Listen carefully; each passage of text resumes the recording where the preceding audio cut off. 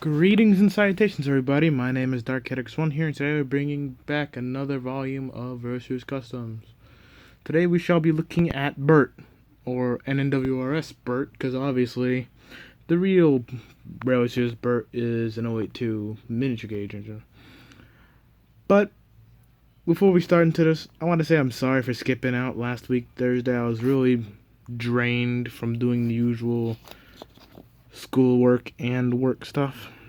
But as an apology of sorts, come this Sunday, instead of making the usual chapters, I'm actually gonna do a mega review of several of other customs. So consider it a mixed apology and a speed run of sorts.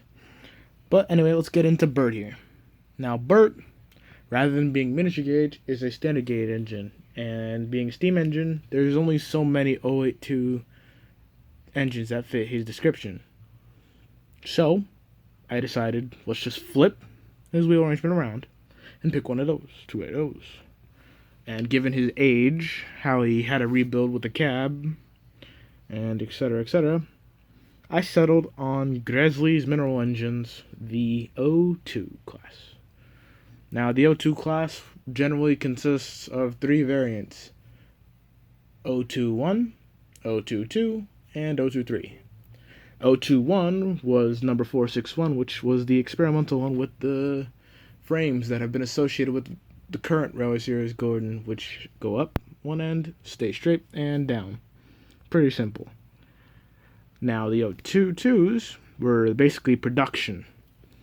And they had the standard Gresley frames of going up once at the back, and then just sloping down 2 times before reaching the buffers at the front. And they were also equipped with Great Northern Railway cabs, because they were built during the time of the Great Northern Railway. And the O23s were basically the later versions with special cabs. Well, technically not special, but newer cabs with enclosed cab windows, etc. were equipped. Now, Bert here is the O22. Why? Well, for one thing, don't really see the point in having him have that rebuild, and if I do, it'll just be the O23 specifications. And two, I like it like this.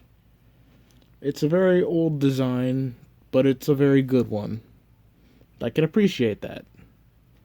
Now, fun fact about this model.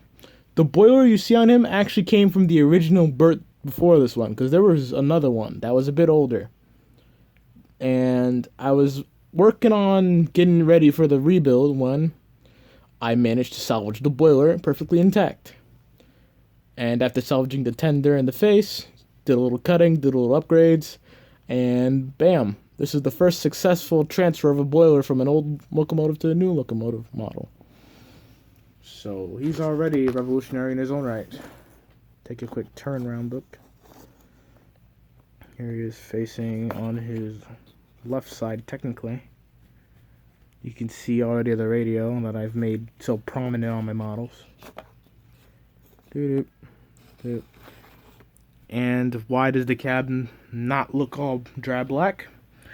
Great Northern Railway cabs generally had the livery painted all over the cab. It doesn't just cut off into black. It goes all over the cab in a continuous fashion that is actually kind of enjoyable. And he pulls it off well. Now we just bring it back here. And the original tender has long since been given this upgrade.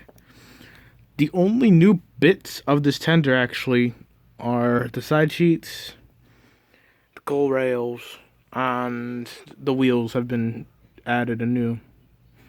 Other than that, the only thing new on the locomotive is just the frames in general, and the cab, and the wheels. So with that being said, let's get on to size comparisons. First comparison is to Rex. And as you'll notice, Rex has finally been rebuilt into a shape more akin to the second member of the P2 class, number 2002, Earl Marshall. And I really like it. And as you read in the chapter, he's basically just going to fit into his role of Snooty Express engine very well. But anyway, here they are. reverse him out of here. Next up, here he is next to an A3. Specifically, Gordon trying out some paper-made smoke deflectors, which will probably become standard as they hold up pretty well, aside from the obvious craggle marks on his sides. That can be fixed, so it's no biggie. Yeah. Could definitely see where Gresley's progress really went. Yeah. Outside of that, there isn't really much left to talk about Bert here, aside from the fact that he made his debut. And I think I'm enjoying his characterization. I haven't really wrote his roster page yet, so you won't really fully get a glimpse of what type of character he is. But he's basically another older engine who's a lot more critical of decisions, trying to get people to make the right ones rather than going in headlong, as you saw when he reacted to Hank making his choice in the chapter. But, all in all, I'd say it definitely works for what the line is going to be in the series, and I definitely enjoy looking at him. So, without further ado, this has been DarkCatX1, bringing you another chapter in RWS Customs Volume 2, and I hope you all have a good evening, and as I said, Sunday, mega review. Take care.